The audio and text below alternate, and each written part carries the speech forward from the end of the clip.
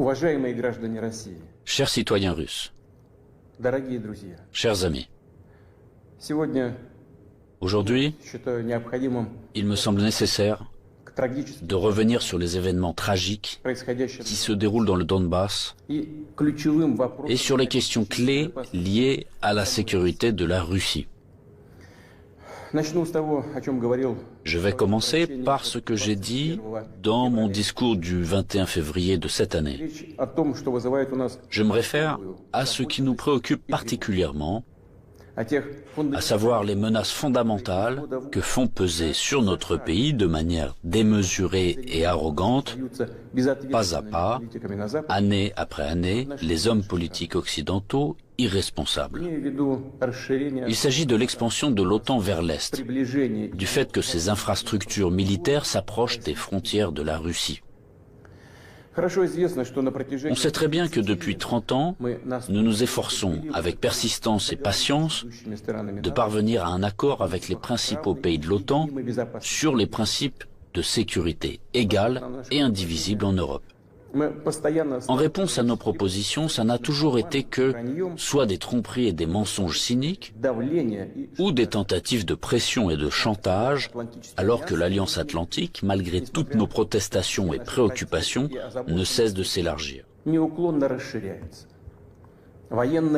La machine de guerre est en marche, et, je le répète, elle s'approche très près de nos frontières. Pourquoi tout cela arrive-t-il? Pourquoi cette attitude arrogante consistant à parler dans l'optique de sa propre exclusivité, infaillibilité et permissivité?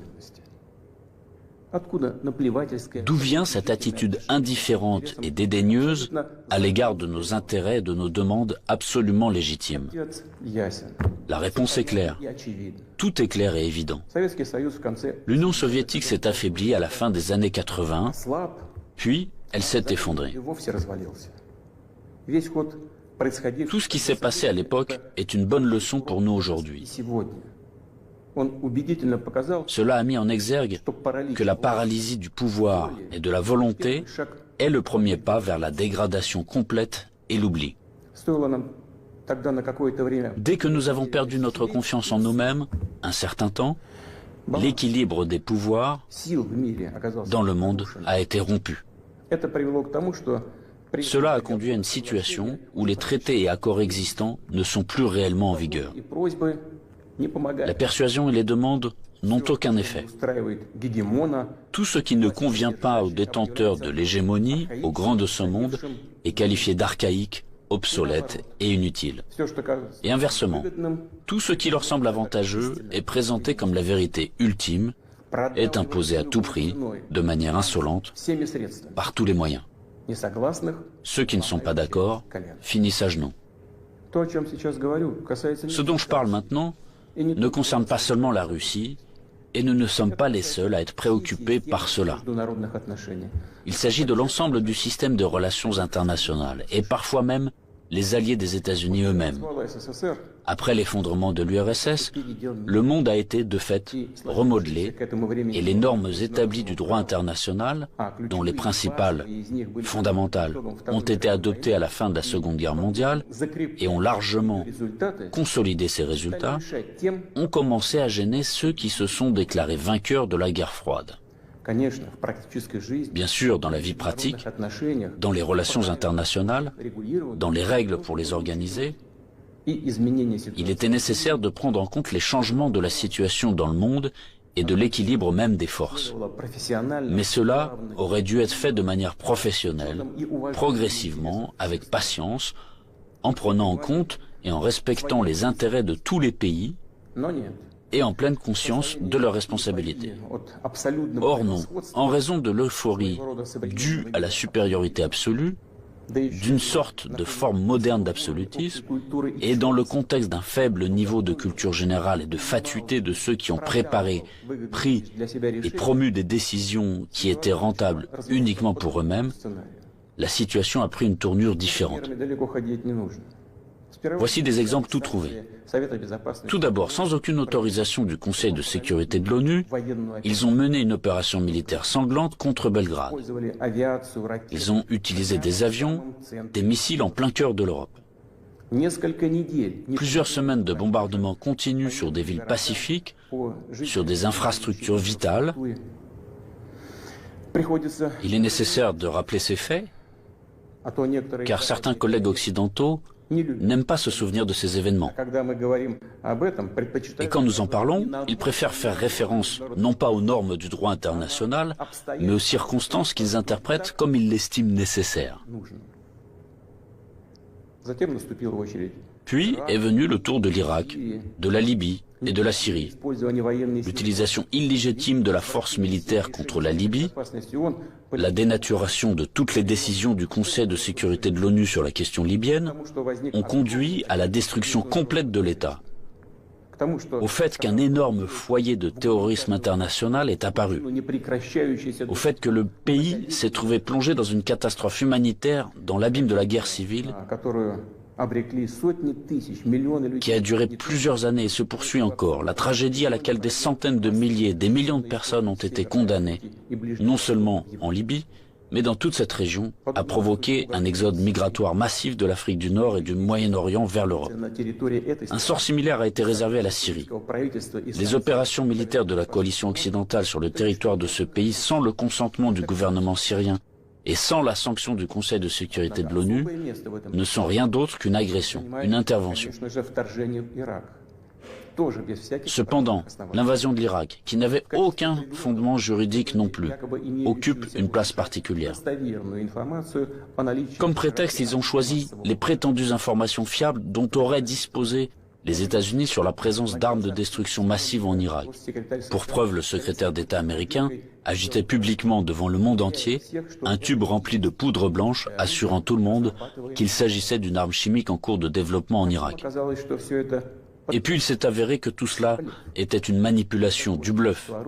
Il n'y avait pas d'armes chimiques en Irak. C'est incroyable, surprenant, mais le fait est là. Il y a eu des mensonges au plus haut niveau étatique et du haut de la tribune de l'ONU. Et en conséquence de cela, il y a eu des sacrifices énormes, des destructions, une progression incroyable de terrorisme.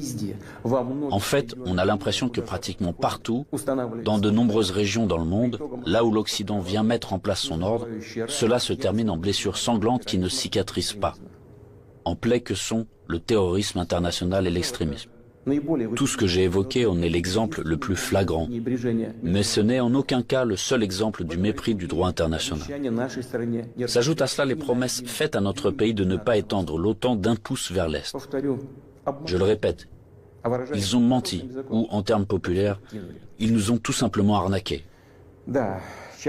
Oui, on entend souvent dire que la politique est quelque chose de sale, peut-être, mais quand même pas à ce niveau-là. Après tout, un tel comportement de tricheur contredit non seulement les principes des relations internationales, mais surtout les normes de moralité et d'éthique généralement reconnues. Où sont la justice et la vérité ici? Ce ne sont que des mensonges et de l'hypocrisie. Par ailleurs, des hommes politiques, des politologues et des journalistes américains eux-mêmes écrivent et parlent du fait qu'un véritable empire du mensonge a été créé aux États-Unis ces dernières années. Difficile de ne pas être d'accord avec ça, c'est ainsi. Mais il ne faut pas jouer les modestes. Les États-Unis restent un grand pays, une puissance avec un rôle moteur. Tous leurs satellites non seulement leur donnent raison, avec résignation et humilité, ils se joignent à leur rhétorique pour n'importe quelle raison, mais ils copient également leur comportement. Ils acceptent avec enthousiasme les règles proposées. Par conséquent, nous avons toutes les raisons d'affirmer avec certitude que l'ensemble de ce qu'on appelle le bloc occidental, formé par les États-Unis à leur image, est, dans cet ensemble, cet empire du mensonge. Quant à notre pays, après l'effondrement de l'URSS, malgré toute l'ouverture sans précédent de la nouvelle Russie moderne, la volonté de coopérer honnêtement avec les États-Unis et d'autres partenaires occidentaux, et dans les conditions d'un désarmement quasi unilatéral, Ils ont immédiatement essayé d'aller jusqu'au bout, de nous achever, de nous détruire complètement. C'est exactement ce qui s'est passé dans les années 90, au début des années 2000, lorsque l'Occident, dit collectif, a soutenu très activement le séparatisme et les gangs de mercenaires dans le sud de la Russie. Quels sacrifices, quelles pertes, tout cela nous a-t-il alors causé? Quelles épreuves avons-nous dû traverser avant de briser définitivement le terrorisme international dans le Caucase? Nous nous en souvenons et nous ne l'oublierons jamais. En fait, jusqu'à récemment, ils n'ont cessé de chercher à nous utiliser dans leurs propres intérêts, de détruire nos valeurs traditionnelles, de nous imposer leurs pseudo-valeurs, ce qui nous consumerait, nous, notre peuple, de l'intérieur. Ces attitudes qu'ils imposent déjà agressivement dans leur pays et qui conduisent directement à la dégradation et à la dégénérescence, car ils contredisent la nature humaine. Cela n'arrivera pas et personne n'y est jamais arrivé. Cela ne fonctionnera pas non plus maintenant. Malgré tout, en décembre 2021, nous avons une nouvelle fois tenté de nous mettre d'accord avec les États-Unis et leurs alliés sur les principes pour assurer la sécurité en Europe et le non-élargissement de l'OTAN. Tout cela en vain. La position américaine ne change pas. Ils ne considèrent pas comme nécessaire de négocier avec la Russie sur cette question clé pour nous. Ils poursuivent leurs propres objectifs et négligent nos intérêts. Et bien sûr, dans cette situation, nous nous demandons, que faire ensuite? À quoi s'attendre? L'histoire nous apprend qu'en 1940 et au début de 1941, l'Union soviétique a tenté d'empêcher, ou du moins de retarder, la guerre par tous les moyens. Pour ce faire, elle a essayé littéralement jusqu'à la dernière minute de ne pas provoquer un agresseur potentiel, elle n'a pas pris ou reporté les mesures les plus nécessaires et les plus évidentes visant à se préparer et repousser une attaque inévitable. Et les mesures qui ont finalement été prises étaient dramatiquement tardives. En conséquence, le pays n'était pas prêt à faire face à pleine capacité à l'invasion de l'Allemagne nazie qui attaquait notre patrie sans déclaration de guerre le 22 juin 1941. L'ennemi a été arrêté, puis écrasé, mais à un coût colossal. La tentative d'amadouer l'agresseur à la veille de la Grande Guerre patriotique s'est avérée être une erreur qui a coûté cher à notre peuple. Au cours des premiers mois de la guerre, nous avons perdu de vastes territoires stratégiquement importants et des millions de personnes. Nous ne ferons pas une telle erreur une deuxième fois. Nous n'en avons pas le droit. Ceux qui revendiquent la domination mondiale publiquement, en toute impunité et, je le souligne, sans aucune justification, nous déclarent, nous, la Russie, leur ennemi. En effet, ils disposent aujourd'hui de grandes capacités financières, scientifiques, technologiques et militaires. Nous en sommes conscients et nous évaluons objectivement les menaces qui nous sont adressées constamment dans le domaine de l'économie, ainsi que notre capacité à résister à ce chantage impudent et permanent. Je le répète, nous les évaluons sans illusion, de manière très réaliste. En ce qui concerne le domaine militaire, la Russie moderne, même après l'effondrement de l'URSS et la perte d'une grande partie de son potentiel, est aujourd'hui l'une des puissances nucléaires les plus fortes du monde, et elle dispose en outre d'avantages en ce qui concerne un certain nombre d'armes de pointe. Il ne devrait donc faire aucun doute qu'une attaque directe contre notre pays entraînerait une défaite et des conséquences désastreuses pour tout agresseur potentiel. Cependant, les technologies, y compris en matière de défense, évoluent rapidement. Le leadership dans ce domaine a changé et changera encore demain, tandis que la conquête militaire des territoires adjacents à nos frontières, si nous laissons cela se produire, se poursuivra pendant des décennies, ou peut-être pour toujours. Et cela constituera une menace toujours plus grande et totalement inacceptable pour la Russie. Aujourd'hui même, alors que l'OTAN s'étend vers l'Est, la situation pour notre pays se dégrade et devient chaque année plus dangereuse. En outre, ces derniers jours, les dirigeants de l'OTAN ont explicitement évoqué la nécessité d'accélérer, de forcer l'avancée des infrastructures de l'Alliance vers les frontières de la Russie. En d'autres termes, ils renforcent leur position. Nous ne pouvons plus nous contenter de regarder ce qui se passe. Ce serait complètement irresponsable de notre part. La poursuite de l'expansion de l'infrastructure de l'Alliance Atlantique, la conquête militaire des territoires de l'Ukraine qui a commencé, tout cela est inacceptable pour nous. Le problème, bien sûr, ce n'est pas la structure de l'OTAN elle-même. Elle n'est qu'un instrument de la politique étrangère des États-Unis. Le problème est que sur les territoires qui nous sont adjacents, je vous le fais remarquer, sur nos propres territoires historiques, une anti-Russie est en train d'être créée, qui a été placée sous un contrôle extérieur total, qui est colonisée de manière active par les forces armées des pays de l'OTAN, et où il y a un afflux d'armes les plus modernes. Pour les États-Unis et leurs alliés, il s'agit de ce qui est qualifié de politique de dissuasion de la Russie, de dividende géopolitique évident. Et pour notre pays, c'est finalement une question de vie ou de mort. La question de notre avenir historique en tant que peuple. Ce n'est pas une exagération, c'est la vérité. C'est une menace réelle, non seulement pour nos intérêts, mais pour l'existence même de notre État, pour sa souveraineté. C'est cette même ligne rouge dont on a parlé à plusieurs reprises. Ils l'ont franchie. Par conséquent, il faut parler de la situation dans le Donbass. Nous voyons que les forces qui ont effectué un coup d'État en Ukraine en 2014 ont pris le pouvoir et le conservent, de fait, à l'aide de procédures électorales décoratives et ont finalement renoncé à un règlement pacifique du conflit. Pendant 8 années infiniment longues, nous avons fait tout notre possible pour que la situation soit résolue par des moyens pacifiques et politiques. Tout cela en vain. Comme je l'ai dit dans mon précédent discours, on ne peut pas regarder sans compassion ce qui se passe là-bas. Il n'était tout simplement plus possible de supporter tout cela. Il était nécessaire de mettre fin immédiatement à ce cauchemar, au génocide des millions de personnes qui y vivent, dont le seul espoir est la Russie, dont le seul espoir est en nous. Ce sont ces aspirations, ces sentiments, la douleur des gens qui ont été pour nous le principal motif pour décider de reconnaître les républiques populaires du Donbass. Voilà ce qui me paraît important de souligner davantage. Les principaux pays de l'OTAN, pour parvenir à leurs propres objectifs, soutiennent en Ukraine les nationalistes extrêmes et les néo-nazis, qui à leur tour ne pardonneront jamais aux Criméens, aux habitants de Sébastopol, leur libre choix, à savoir la réunification avec la Russie.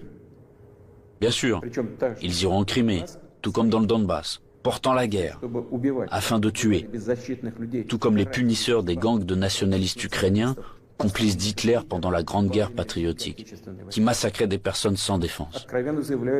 Et ils déclarent aussi ouvertement revendiquer un certain nombre d'autres territoires russes. Tout le cours des événements et l'analyse des informations reçues montrent que l'affrontement de la Russie avec ses forces est inévitable. Ce n'est qu'une question de temps. Ils se préparent, ils attendent le moment favorable. Maintenant, ils revendiquent également la possession d'armes nucléaires. Nous ne laisserons pas faire ça. Comme je l'ai déjà mentionné auparavant, après l'effondrement de l'URSS, la Russie a accepté de nouvelles réalités géopolitiques. Nous respectons et nous traiterons avec respect tous les pays nouvellement formés dans l'espace post-soviétique. Nous respectons et respecterons leur souveraineté, comme en témoigne l'aide que nous avons apportée au Kazakhstan, qui a fait face à des événements tragiques et à un défi lancé à son statut d'État et à son intégrité. Mais la Russie ne peut pas se sentir en sécurité, se développer, exister avec une menace constante venant du territoire de l'Ukraine contemporaine. Je rappelle que dans les années 2000-2005, nous avons riposté militairement aux terroristes du Caucase, défendu l'intégrité de notre État, préservé la Russie. En 2014, nous avons soutenu les Criméens et les résidents de Sébastopol. En 2015, nous avons utilisé les forces armées pour mettre un obstacle sûr à l'infiltration de terroristes de Syrie en Russie. Nous n'avions pas d'autre moyen de nous protéger. La même chose se produit à l'heure actuelle. On ne nous a tout simplement pas laissé d'autres possibilités de protéger la Russie, notre peuple, à l'exception de celles que nous devrons utiliser aujourd'hui. Les circonstances exigent que nous prenions des mesures décisives et immédiates.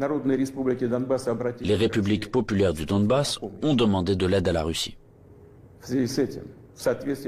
À cet égard, conformément à l'article 51, partie 7 de la Charte des Nations Unies, conformément à l'autorisation votée par le Sénat de la Fédération de Russie et en application des traités d'amitié et d'assistance mutuelle avec la République populaire de Donetsk et la République populaire de Lugansk, ratifiés par l'Assemblée fédérale le 22 février dernier, j'ai décidé de mener une opération militaire spéciale. Son objectif est de protéger les personnes qui souffrent des abus et du génocide de la part du régime de Kiev depuis 8 ans. À cette fin, nous nous efforcerons de démilitariser et de dénazifier l'Ukraine et de poursuivre en justice ceux qui ont commis des crimes nombreux et sanglants contre des civils, y compris des citoyens de la Fédération de Russie. Dans le même temps, nous ne planifions pas d'occuper des territoires ukrainiens. Nous n'avons pas l'intention d'imposer quoi que ce soit à qui que ce soit par la force. Cependant, nous entendons de plus en plus souvent dire en Occident que les documents signés par le régime totalitaire soviétique qui instaurèrent les résultats de la Seconde Guerre mondiale ne devraient plus être appliqués. Eh bien, quelle est la réponse à cette question? Les résultats de la Seconde Guerre mondiale sont sacrés, tout comme les sacrifices de notre peuple sur l'autel de la victoire sur le nazisme. Et cela ne contredit pas les hautes valeurs des droits de l'homme et des libertés fondées sur les réalités de toutes les décennies d'après-guerre. Cela n'annule pas non plus le droit des peuples à l'autodétermination stipulé par l'article 1er de la Charte des Nations Unies.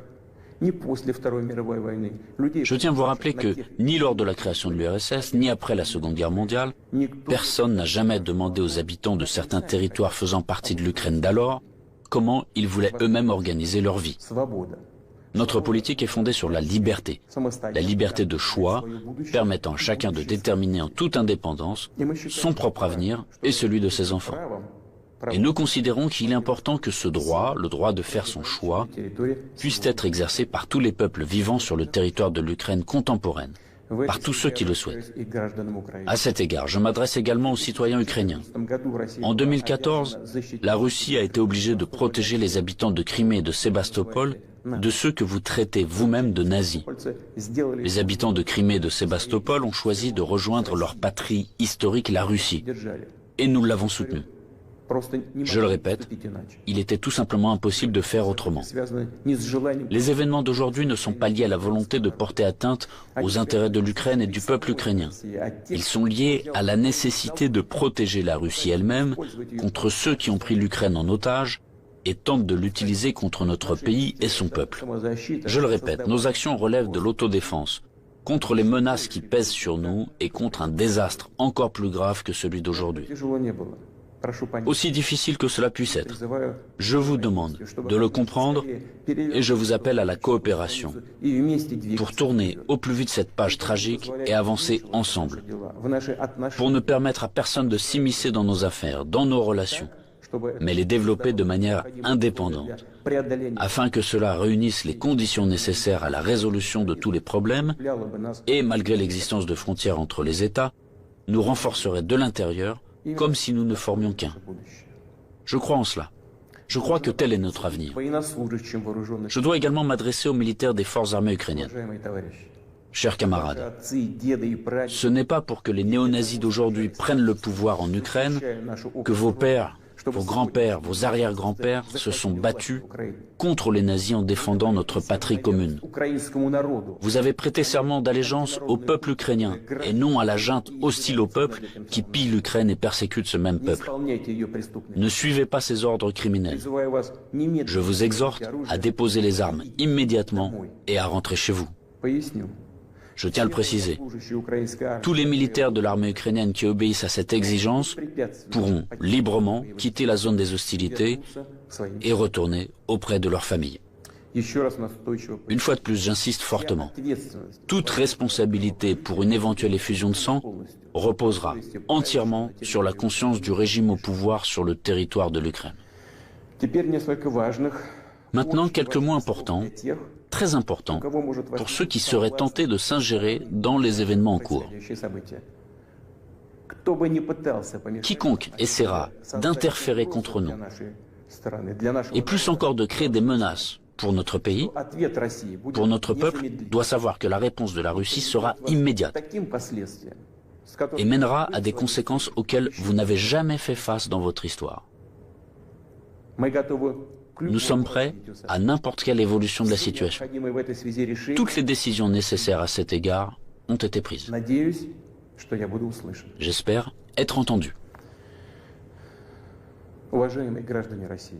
Chers citoyens russes, le bien-être, l'existence même d'États et de peuples entiers, leur succès, leur viabilité, trouvent toujours leur origine dans le puissant système des racines englobant leur culture et leurs valeurs.